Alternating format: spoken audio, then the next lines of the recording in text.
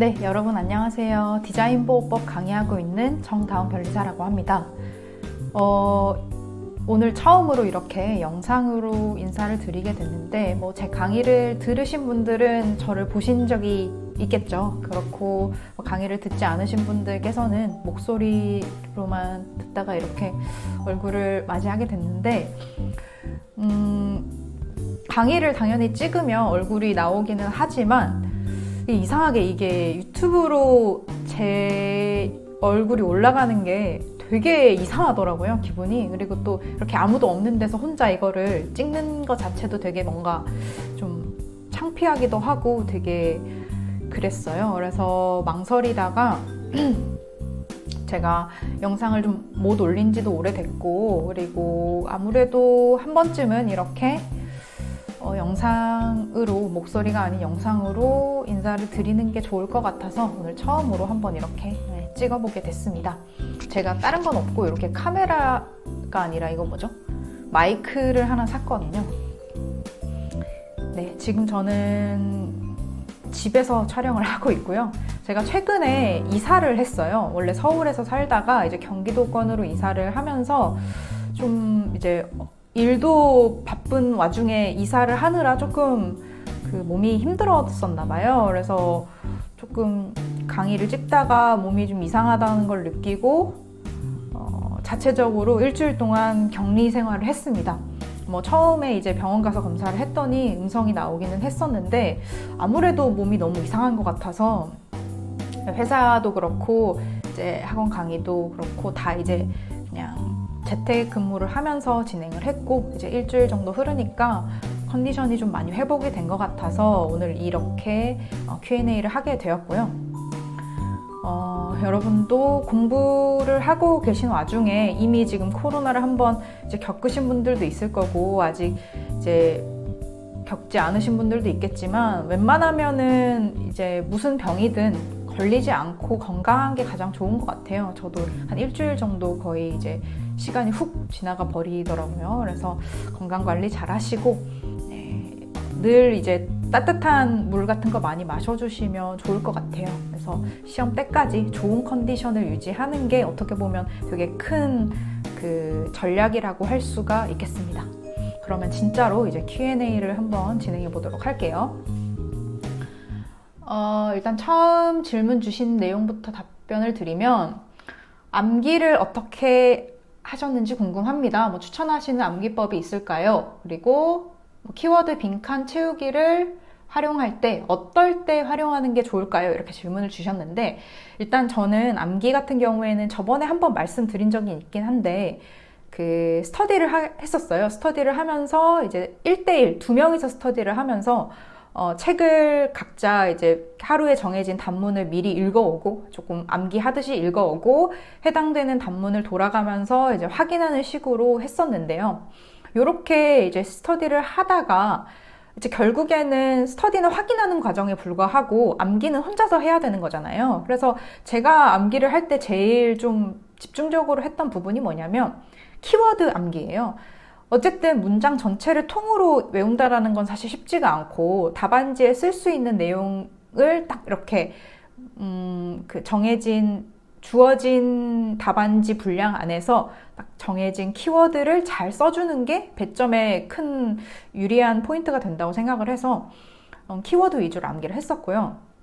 키워드 암기를 할 때 좀 중요했던 게, 책을 공부를 하면서 항상 키워드에다가 표시를 했어요. 키워드에 표시를 하고, 이제 잘 안 외워지는 단락 같은 경우에는 연습장에다가 제가 그 키워드 부분을 빈칸으로 직접 만든 다음에 이제 쭉 문장을 써서 키워드를 이제 책을 보지 않고 채울 수 있는지 이런 거를 수시로 확인을 하면서 공부를 했었습니다.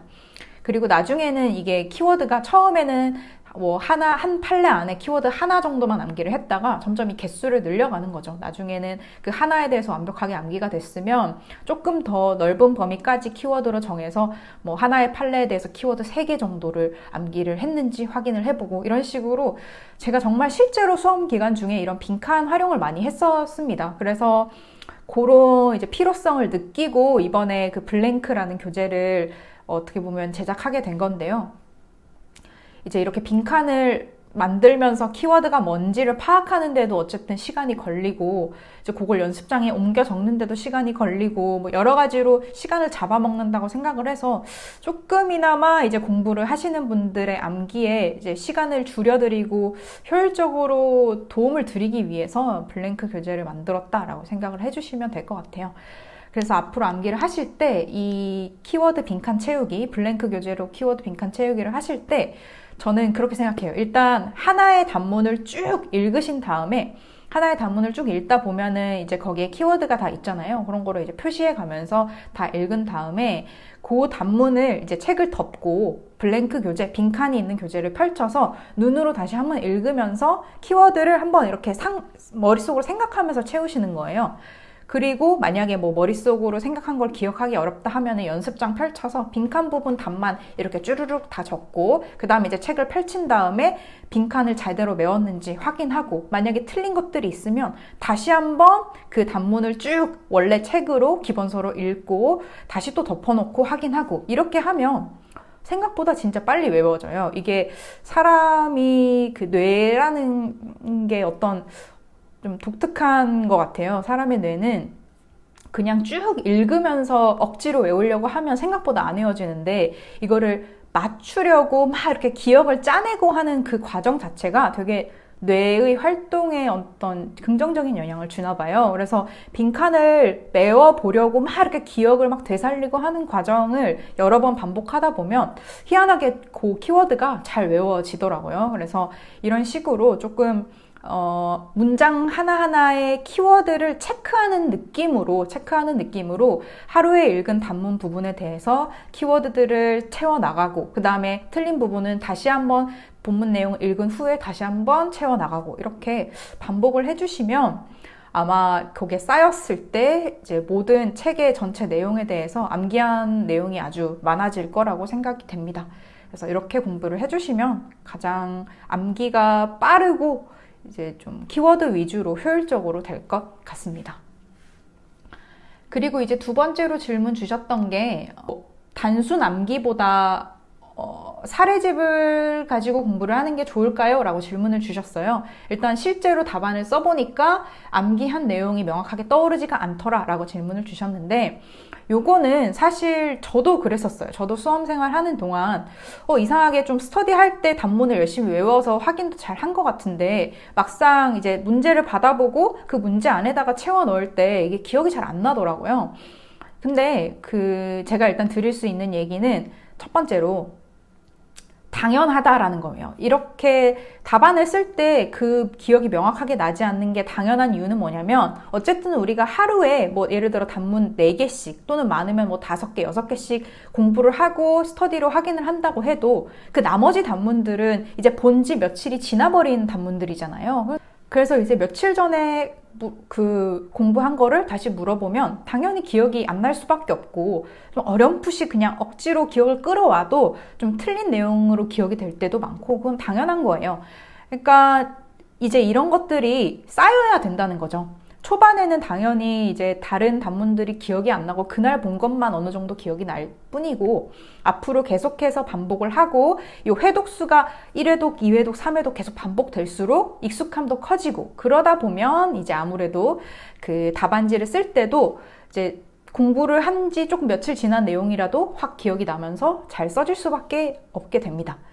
그리고 두 번째로, 이렇게 당연히 익숙해지면 잘 쓸 수 있는 건 당연한 거고, 조금 더 이제 빨리 그런 과정에 도달하기 위한 방법으로서 사례집 분명히 도움이 됩니다. 뭐 사례집을 보시건 아니면은 우리 강사들이 이제 출제하는 문제들을 몇 문제 가지고 연습을 하시건 다 좋습니다. 다 좋고, 아니면 또는 단문 문제를 직접 하나씩 그냥 이제 만들어가지고, 뭐 예를 들어서 어렵지 않죠. 단문 문제 만드는 거는 예를 들어서 창작 비용이성에 대해서 설명하시오, 이렇게 그냥 스스로 문제를 만드는 거예요. 만들고 그에 따른 목차를 연습장에다가 쓰는 연습을 계속 하시면 아무래도 그것도 암기에 도움이 많이 됩니다. 우리가 디자인보호법뿐만 아니라 다른 과목, 민사소송법이나 뭐 특허법, 상표법 이런 거 공부할 때도 사실 제가 제일 많이 추천드리는 방법 중에 하나가 뭐냐면, 문제를 보고 2시간짜리 풀 답안을 쓰는 연습보다는, 이거는 어떻게 보면은 좀 하기는 해야 되는 연습이지만 엄청 많은 횟수로 해야 되는 연습이라고 저는 생각하진 않아요. 개인적으로는.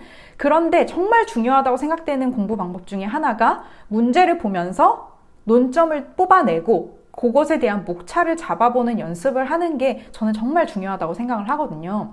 그러면 이제 목차를 잡다 보면 내가 이 내용에 대해서 명확하게 알고 있는지도 확인할 수가 있고, 예를 들어 판례에 대한 문제면 판례의 결론을 잘 알고 있는지도 확인할 수 있고, 여러 가지로 확인은 다 할 수 있으면서 빠른 시간 안에 여러 가지 문제를 볼 수가 있거든요. 그래서 이런 식으로 공부하는 걸 많이 추천드리는 편인데, 그렇다면 디자인 보호법도 마찬가지로 이렇게 문제를 보면서, 또는 뭐 사례집에 있는 문제들을 보면서, 아니면 내가 만든 단문 문제들을 보면서 목차를 잡는 연습을 반복해서 하다 보면은 이제 내가 어떤 부분을 잘 기억을 못 하는지도 빨리 캐치를 할 수가 있고, 반복해서 그거를 공부를 하다 보면 항상 틀리는 부분들이 좀 정해져 있어요. 이게 신기한 게, 사람이 항상 잘 기억나는 부분은 언제나 기억이 잘 나고, 기억이 안 나는 부분은 언제나 좀 틀리게 되어 있거든요. 이제 그런 것들을 계속 반복해서 문제를 목차를 잡다 보면 스스로 알게 되죠. 내가 부족한 부분을. 그러면 이제 부족한 부분 위주로 또 보충을 하게 되고, 이러면은 아무래도 앞으로 문제의 답을 쓰실 때도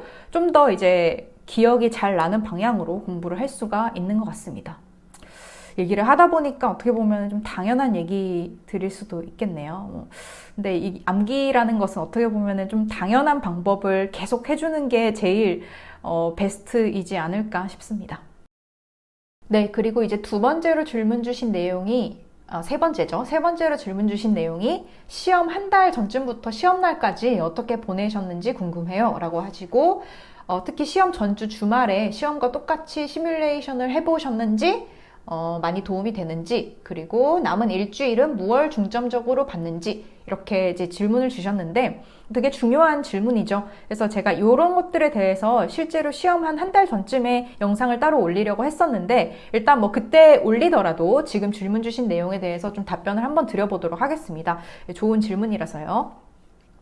그래서 디자인보호법 관점에서 일단 질문을 주신 것 같아서 먼저 얘기를 드려보면, 디자인보호법은 결국에는 우리 단문이 제일 중요하잖아요. 단문을 뭐 통으로 암기를 하는 게 엄청 중요하다라기보다는 어쨌든 단문에 무슨 내용들이 들어가 있는지를 알고 있어야 되고, 각각에 들어가 있는 내용 중에 실제 우리 답안지에서 필요한 내용을 쏙 뽑아서 쓸 수 있어야 되기 때문에 책에 있는 내용이 어느 정도 많이 암기가 되어 있어야 되죠. 그래서 아까 이제 암기법에 대해서도 얘기를 드린 건데, 이제 그런 것들을 시험 한 달 전부터 준비하는 방법은 저는 이제 주기 자체를 줄여나가는 연습을 했던 것 같습니다.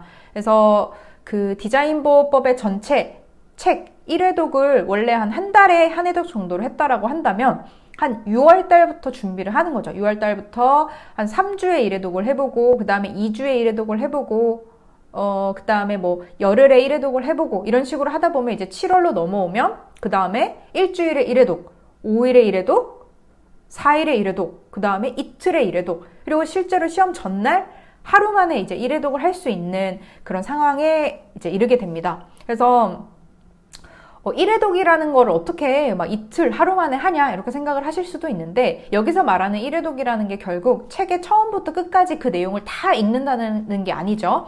계속 이제 주기를 줄여나가면서 반복해서 보다 보면, 내가 중점적으로 외워야 하는 부분, 그리고 눈으로 꼭 찍고 넘어가야 되는 부분에 대한 어떤 그런 규칙들이 좀 생기거든요. 그러다 보면은 그런 내용들 위주로 빠르게 책장을 넘기면서 보는 연습이 되고, 그러면 결국 시험 전날에도 꼭 이제 시험 전날 봐야 될 것 같은 부분들이 눈에 들어와요. 이제 뭐 책에 어떤 표시를 해뒀다든지 표시를 해놓지 않아도 이제 머리가 알고 있습니다. 그래서 그것들 위주로 쭈르륵 체크해서 시험 전날 한 번씩 다 이제 훑고 지나가게 된다면, 시험 당일에 이제 최대한 많은 분량의 내용들이 기억이 나서 답안을 쓰는데도 훨씬 도움이 됩니다. 그래서 저는 이런 식으로 공부를 했었고, 특히나 이제 시험 일주일 전에 연습에 대해서 물어보셨는데, 저는 시뮬레이션 했습니다. 7월 내내 했었어요, 저는. 그래서 7월 달에는 어떻게 했냐면, 뭐, 예를 들어, 시험이 7월 마지막 주다라고 하면, 첫째 주, 둘째 주, 셋째 주, 이제 3주의 시간이 있잖아요. 그래서 3주의 시간 동안 실제 시험이랑 똑같이 연습을 했어요. 저 같은 경우에는 제가 55회 시험을 봤을 때는 이제 항상 주말에 시험이 있었거든요. 토, 일 이렇게 이틀 동안 시험이 있어가지고 똑같이 토요일, 일요일 이틀 동안 4과목 시험 연습을 했습니다. 그래서 뭐 강사분들이 출제한 문제를 가지고 연습을 했겠죠. 이제 연습을 하면서 실제로 이제 시험 시간이랑 똑같이 맞춰가지고 첫째 날에 뭐 특허 2시간, 상표 2시간 쓰고 그 다음에 둘째 날에 민사소송법 2시간, 디자인보호법 2시간 이렇게 연습을 해서 그러면 3주 동안 실제 시험과 똑같은 사이클로 연습을 할 수 있게 되죠. 그래서 이런 식으로 연습을 했더니 좋은 점이 많았어요. 일단 첫 번째로 실제 시험장에서 덜 떨렸던 것 같아요. 이거 덕분에. 시험을 조금 이제 시뮬레이션 한다라는 것 자체가 어쨌든 내가 이게 실제 시험과 똑같다라는 마음가짐으로 연습을 하는 거기 때문에 그때부터 이미 긴장을 하죠. 3주 동안 이미 긴장을 해서 그런지 실제 시험에서 긴장을 조금 덜 하게 되는 효과가 있었고, 그리고 이제 두 번째로 실제 시험과 똑같은 스케줄이다 보니까 시험과 시험 사이에 그 텀이 있죠. 예를 들어 그 점심시간이라든지 그런 텀을 어떻게 보내야 하는지를 연습을 할 수 있게 돼요. 그래서 그 짧은 시간 동안 어쨌든 그 첫날 같은 경우에는 상표법에 대한 공부를 좀 해줘야 되고 점심시간에, 그 다음에 둘째 날은 디자인보호법에 대한 공부를 좀 해줘야 되는데 요거를 3주 정도 미리 연습을 하니까 실제 시험날 이제 점심시간을 좀 더 효율적으로 보낼 수 있더라고요. 이 시간 동안에는 한 이 정도 볼 수 있더라 라는 감이 잡히니까 실제 시험에서도 그렇게 연습을 할 수가, 연습이 아니죠. 실제 시험에서는 그렇게 준비를 하고 시험을 볼 수가 있었습니다. 그리고 또 하나 더 장점이 있다라고 한다면 이렇게 2시간 연습을 하고 둘째 날 이제 민사소송법 시험을 딱 보려고 하면은 사실 되게 힘들어요. 체력적으로 되게 힘든데 요거를 미리 한 3주 정도 단련을 시켜 놓다 보니까 실제 시험날, 물론 실제 시험이어서 덜 힘들다고 느낀 걸 수도 있지만 이제 뭔가 체력적으로도 이미 조금 적응이 된 느낌이었어요. 그래서 4과목 시험을 다 보는 동안에도 이제 힘을 내서 시험을 끝까지 이제 쓸 수 있었던 그런 장점이 있었습니다. 그래서 이런 다양한 장점들이 있으니 좀 제가 추천드리기로는 시험에 해당하는 달, 이번엔 이제 7월이겠죠. 7월 동안 이렇게 첫째 주부터 시작해서 한 2, 3주 정도는 실제 시험처럼 이렇게 연습을 해보시는 걸 추천을 드립니다. 뭐 조용한 뭐 독서실이라든지 어떤 장소에서건 혼자 연습을 해보셔도 좋고, 같이 이제 연습을 하실 분들이 있다라고 한다면 이렇게 같이 시간을 정해놓고 연습을 해보시면서 긴장도 낮춰보시고 하면 좋을 것 같습니다. 그리고 남은 일주일은 무얼 중점적으로 받는지라고 말씀을 해주셨는데, 아까 말씀드린 것처럼 디자인보호법은 그냥 계속 똑같은 책을 반복해서 보고 회독수를 줄여나가는 거에만 주력을 했었어요. 그래서 다른 여러 가지 자료를 보려고 하진 않았고, 대신에 이제 저 같은 경우에는 항상 모든 과목이 판례가 좀 중요하다고 생각을 했었거든요. 저는 학설에 대립해서 학설의 논거 같은 거는 그렇게 막 엄청 꼼꼼하게 외우진 않았었고, 학설은 이름 위주로 암기를 했었고, 정말 암기를 많이 했던 부분이 바로 판례였거든요. 그래서 판례를 중요하게 생각했던 만큼 디자인보호법도 판례를 시험 전에 봤습니다. 근데 시험 막 전날까지 판례집을 막 보거나 판례 자료를 본 건 아니고요. 시험 전날에는 아까 말씀드린 것처럼 책을 1회독하는 거에 중점을 뒀었고, 시험 한 2주 전에 판례를, 그동안 공부해왔던 판례를 한번 싹 훑었어요. 2주 전에만 봐도 판례는 그 사안이라는 게 있기 때문에 사건이랑 연계해서 기억이 나기 때문에 좀 더 기억이 오래 남더라고요. 그래서 저는 판례를 한 2주 전에 제가 판례 자료를 쭉 가지고 있었는데, 원문 자료들을 이제 한 번씩 쭉 훑으면서 이제 그 전에 공부하면서 밑줄을 많이 그어놨었어요. 판례에다가 내가 이 부분은 답안지에 쓰고 이 부분은 사실관계로서 좀 중요하고 하는 것들을 밑줄을 다 그어놨었고, 특히 판례 옆에다가는 뭐 결론 같은 것도 적어놨었거든요. 뭐 두 디자인의 유사관계를 묻는 판례였으면 유사면 유사, 뭐 비유사면 비유사, 이런 결론도 다 적어놨어서 2주 전에 그 판례들의 결론이랑 주요한 내용들을 쭉 한번 훑어보고 나니까 시험날에도 실제로 기억이 많이 나더라고요. 그리고 또 이게 저한테 되게 긍정적으로 작용을 했던 게, 제가 실제로 합격을 했던 해에 55회 시험이었는데 그때 이제 판례 문제가 상당히 많이 나왔었죠. 그래서 판례 자체 문제만으로도 2문제가 나왔었고, 뭐 이런 식으로 출제가 많이 되는 해에는 특별히 더 도움이 되기 때문에 좀 추천을 드리는 바이고요.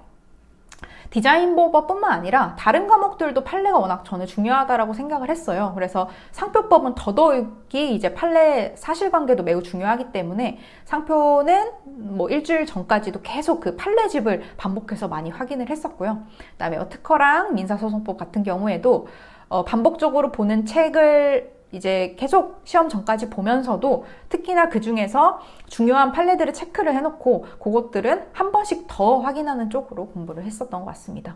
근데 뭐 사실 제가 다른 과목 공부 방법이나 뭐 이런 걸 얘기 드리기가 사실 조금 조심스러운 게 사실 조금 기억에서 많이 잊혀졌어요. 그래서 이런 것들은 아무래도 그 과목을 담당하시는 분들께 질문을 해주시는 게 좋을 것 같고 저는 일단 디자인보호법 위주로 이제 설명을 드렸습니다.